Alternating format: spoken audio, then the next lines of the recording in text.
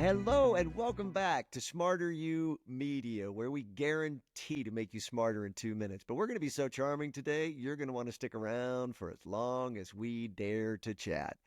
Unbelievably excited, and we are blessed to have the great Alastair Duncan, star of stage and screen, with us here today. And I will tell you, if you're a video game player, and remember, this is the largest entertainment audience in the history of the planet, so there are a lot of you out there, you will know that he is Mimir in the great series God of War and those series of video games.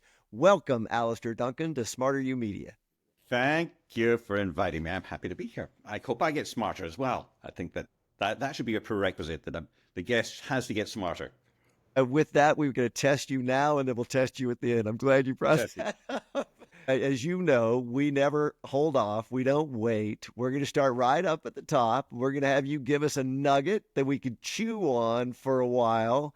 And I'm going to set our fabulous chicken timer, which I really just always want the camera to see every time because it's really pretty fantastic.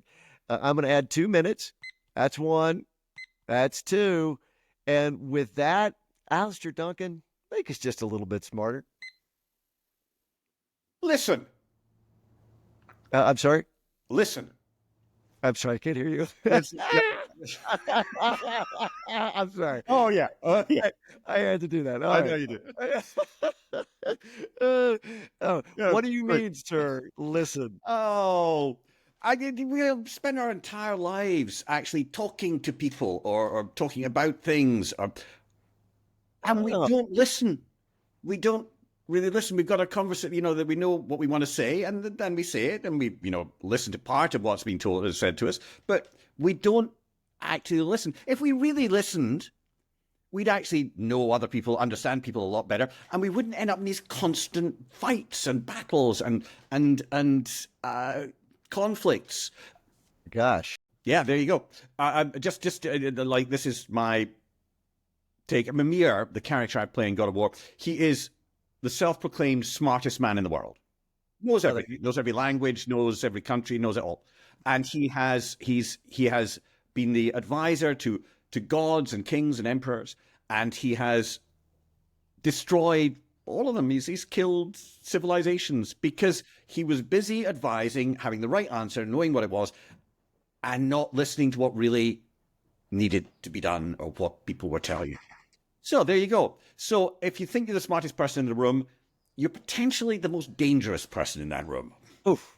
All right. Yeah. Full stop. I can't go to the 2 minutes. I mean, that's too much. We could chew on that. I'm going to stop after we got 20 seconds left. Wow. You made me smarter in less than 2 minutes. That's why SmarterU Media is what it is. Mike, this is brilliant. This is like taking a pill. This is like, just give me 30 seconds to take this. And now, look at me, I'm smarter. Now, of course, we always tell our fabulous audience that that's it. I mean, you have a nugget that you can take for the rest of your day, share with your friends, have it be a part of your life going forward. But we're going to keep talking because I feel like we've just planted the seed and we'd like to grow an oak. So with that, we're going to keep going. We understand life's busy. So come back. We'll see you next time, or stick around, because here's my big next follow-up question, Alastair, because you use the perspective of Mimir's character, which I really rather love, and we all sometimes feel like we're in a room full of people that somehow we feel like we're just a little bit smarter than. So in those circumstances, what's a practical thing you found that allows you to go into certain settings that would otherwise not be great, or you wouldn't feel great about going there? Well, you see, the reality there is that now, maybe I felt that way when I was younger, but I walk into a room and I go, oh God, they're all so much smarter than me. And that actually is another pressure, because then why would I want to talk to people? Because they're just going to make me feel dumb. But so I do have a tool which was given to me by a friend when I was uncomfortable, and he said, just go have 3 interesting conversations with people. Everybody's got something interesting to say. Go talk to the, and if you don't, if you by the end of it you're done, leave and see where it takes you, and it works. You go in, you go, oh God, I don't want to be here. I'm going to go talk to that person and find something out about them, and you end up having an interesting conversation, and then you take it to the next one and the next one, and it makes the evening so much more enjoyable, and you don't feel like you're the smartest person in the room because you learned something. And you don't feel like you're the dumbest because you learned something. I love that. And full disclosure, that's how you and I met. It is. Yeah. Yeah. At a party where we were both the smartest person in the room. Where we were both trying to be the smartest. And I think I wound up being a little smarter, didn't I? I mean, just a little. I'm sorry, I'm not listening. What did you say? No, hold on. What about this? Well, I'm going to shock you because I'm going to jump into some culture pieces of the equation. You have an accent, sir. You have an accent. I do. Yeah.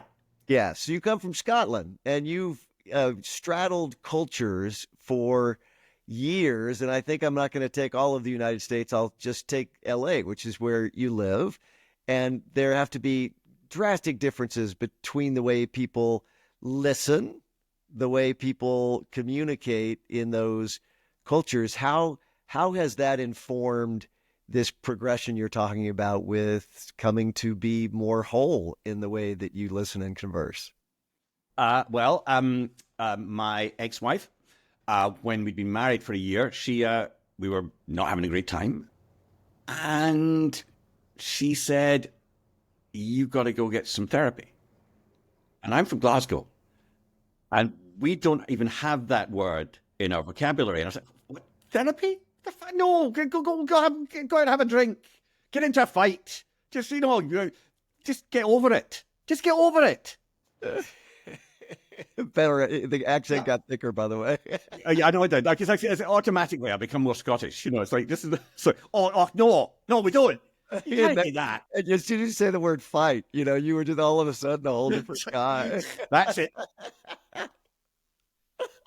Fight what? That the old saying that the Scots were who they sent to the battle first always, and it was they only had the Scots only have two attitudes: pissed off and let's get the bastards.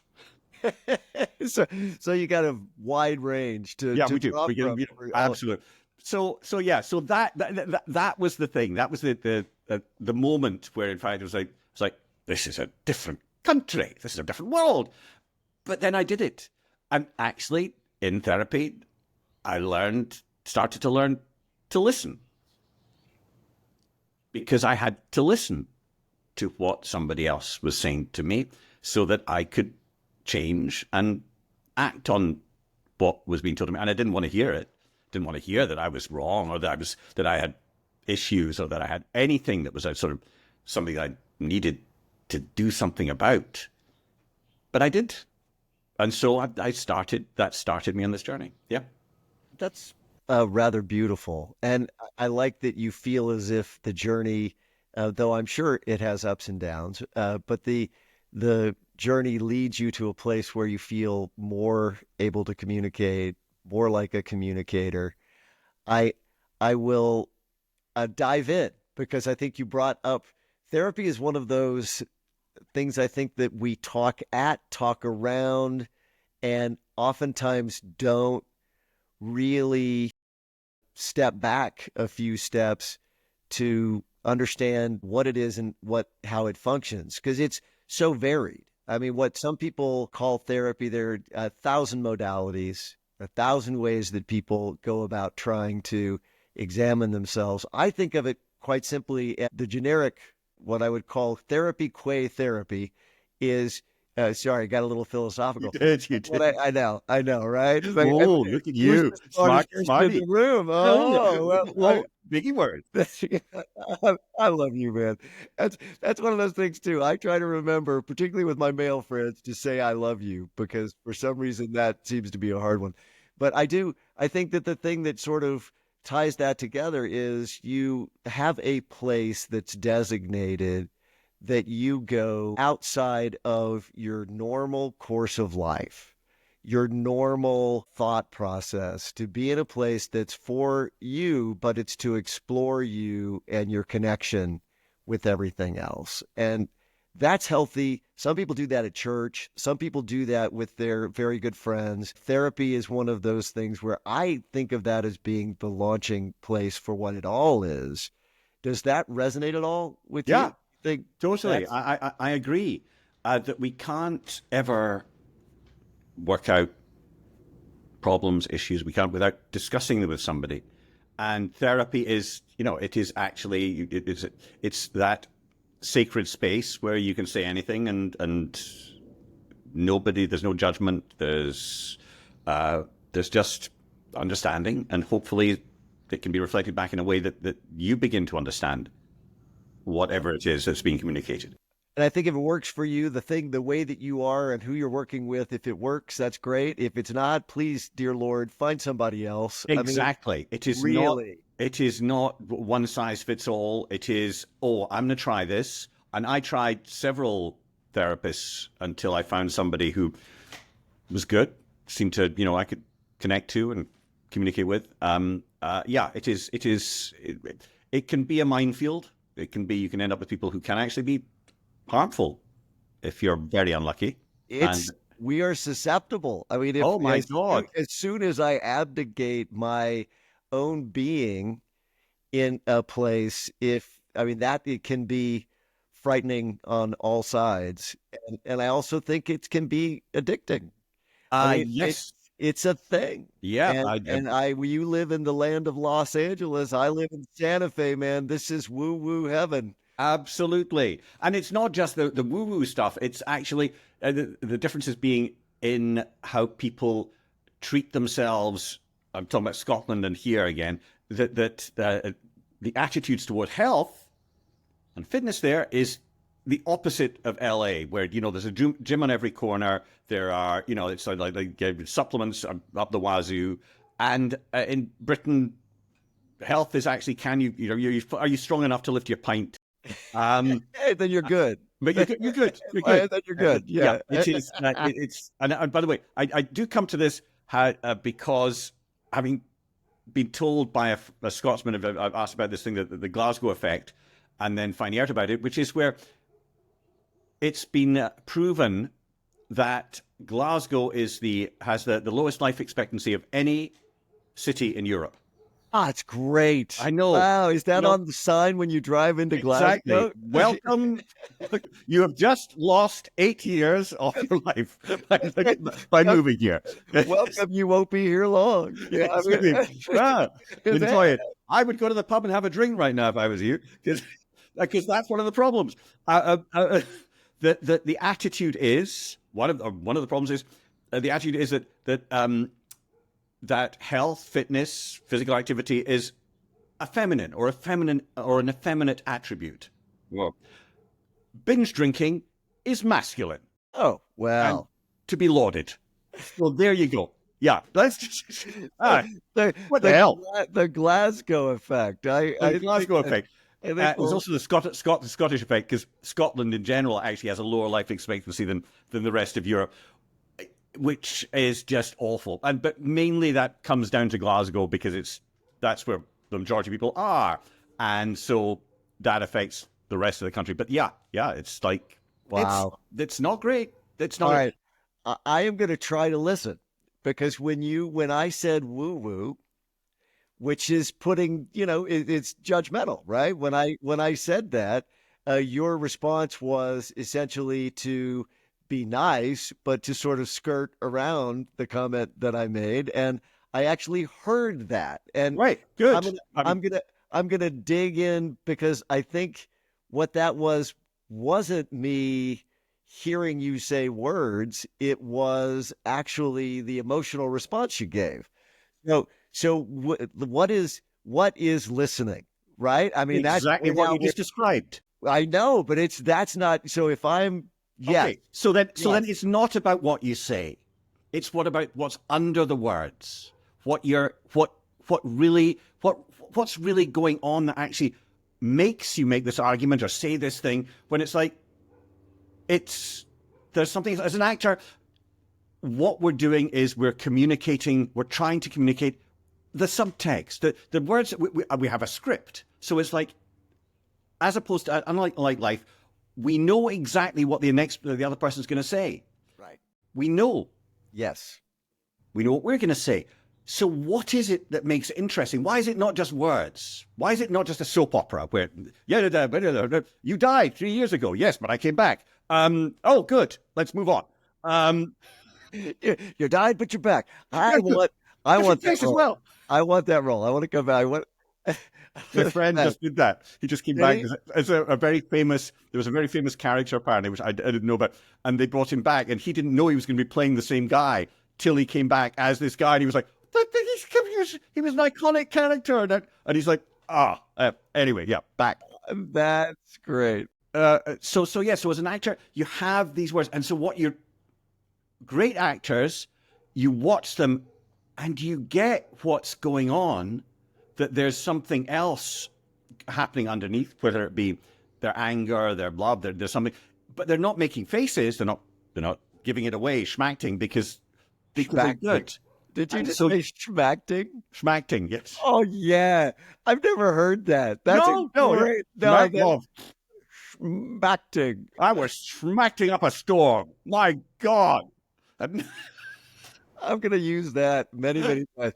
So they're not schmacting, they're doing the thing, and you're interpreting. But you're right. So if I were to take the same script, not being an actor, and you took the script, what you would do with it would have an entirely different form of communication. But go ahead.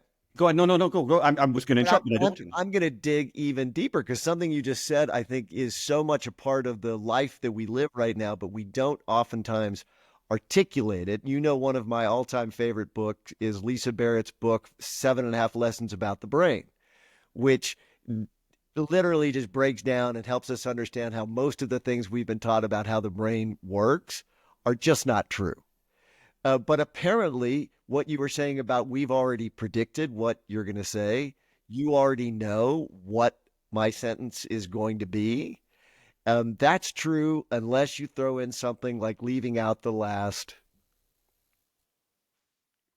Right. Your brain just tuned in. But it's the remarkable predicting engine that we have now been able to find the way that works and put it into artificial intelligence that is changing our lives in the fastest possible way. Because as soon as that element was added to artificial intelligence, it became, people can argue about it all they want, conscious, better, whatever the thing is, it's now doing just what we do, which is prediction models. It's just predicting what you're going to do, and that makes it incredibly powerful, similar to the human brain. So it's very long-winded. I apologize for the long-winded question, but I'm really getting there. I swear to the good Lord, I know you can get in there. I haven't been listening, so it's Please, okay. It's okay as long as you're not listening, and you know where I'm going already anyway. Right, exactly. So, yeah. So, but I think the reality of our communication today is going to be so transformed by those tools that we are going to need to be more conscious about being present and actually finding a way to listen better to real people around us. Yeah. I hope that's the case. I don't know that it will be, because so far the tools that we've been given have not improved people's social abilities. They have actually taken away from them, particularly the youth of today. We'll see. Those young kids and kids, they don't know how. Kids, my day. I remember the pager. Let me tell you, that's when technology was technology. The pager. Oh, it's buzzing. It's buzzing. Oh, look at that. I missed the buzz. I got addicted to the buzz. Exactly. So as you say, like whether or not AI does this, and it is going to change everybody's lives. The quantum leaps that are going to be made that are going to we have no knowledge, understanding of what they're going to be. But how we change as people is we're still going to be working with the same hardware and software. It's all there. We're not getting an upgrade. We're just getting something that will speak to us and will relate to us. So I don't know if I want to yes, it's that's all going to change. But right now, to go back to your point about the woohoo, because you asked me about that. Why did I react? Because you heard it. Because the attitude is very often is that to do something that actually self-improvement, like I was describing Scotland, self-improvement, what the fuck, no, is woo-woo. That is a generally held, it's like, well, that's California, that's Los Angeles, yeah, but it's not the rest of America, and that's true. It's not the rest of the world, absolutely not. How many talk therapists are there in Afghanistan? Let's see, so my reaction is because I hate the idea of it being woo-woo. Like that was my subtext. That's why that's what I got, but I didn't get that from something you said. No, you didn't. It was absolutely the way I reacted. Yeah, because I think that this stuff is really important. Really, we're never taught. Again, we're not taught how to listen. We have to learn to listen. Nobody teaches us how to listen. This is a tool to learn how to listen, so that you can actually hear and react accordingly, or get involved. And your woo was actually perfect because it laid it right in there, and so this is we should put a poster up for any improvisational class that's good, because you and your acting, you get training for these kinds of things. But when I was taking classes in Chicago at Second City in improv, they were full of people from the advertising agencies, the accounting firms from downtown, who were paying for the first two classes for anyone in their organization who wanted to take the class. Why? Because you learn to listen. Yeah, and you've got to listen to your clients. Because the extras, yes. I just cut you off. I did not let you get to the end of your sentence. You know what? That was okay, because that was the end of my sentence. But I think that is just a gem to dig back in. I mean, here we started at a starting place, and I feel like it expands like ripples in a pond out into just every part of our lives. Absolutely, and it goes from the micro for that one conversation where like suddenly you discover that somebody doesn't like you, or somebody loves you, and you didn't know it because you hadn't been listening to the subtext, to the macro where, hey, guess what, Kodak? There's this thing, it's called digital photography that's come in. What? Digital photography? Shut up. I'm not listening to that. No. Look at the size of us. We're the biggest thing in the world. Right. Hey guys, global warming. Yeah, no. Nah, bullshit. No, not interested. So, we don't... Yes. And the thing about that thing about yes and in improv, which is, I hear what you're saying. I hear. I've got to take it further. I'm gonna go with that. Because it's because that's what we do. We take a good idea. Maybe I don't think it's a good idea, but I'm gonna go with it anyway. Instead of going, no, whoa there, stiff arm. No, stop that. Whoa. Stop that mad talk. My absolute favorite teacher ever in improv was a guy named Martin DeMott, who nobody would know at a Second City, but he trained so many of the people that you would know. And here's the physical manifestation that he did for Yes and, which was just this. Oh, you're lifting each other up. And the opposite of that is, wow. I lost the chicken, man. I killed the chicken. Oh no, it's over. Such bad luck. Such bad luck. Well, thank you. SmarterU Media has had its time. It's had its place. Which done? I think that's the cue. I think it's time for us to get to the very end of the end. All right. So, first of all, Alastair Duncan, because we should tell people that we love them. I love you. I love you, man. For joining us today. You are one of my all-time. You're just one of the great people that I've ever known. So let's get to the end where we asked you to sort of come and think about a way to get information that will make me better at doing that. So we've talked about things and stuff and things that will apply to our life and all of that. But we know we exist in a world where it's hard to get information that really works for us. So that's where we're going to sort of let the end come to this fabulous SmarterU Media episode. Something that you use that works for you to get information. What I used was my daughters. Wow.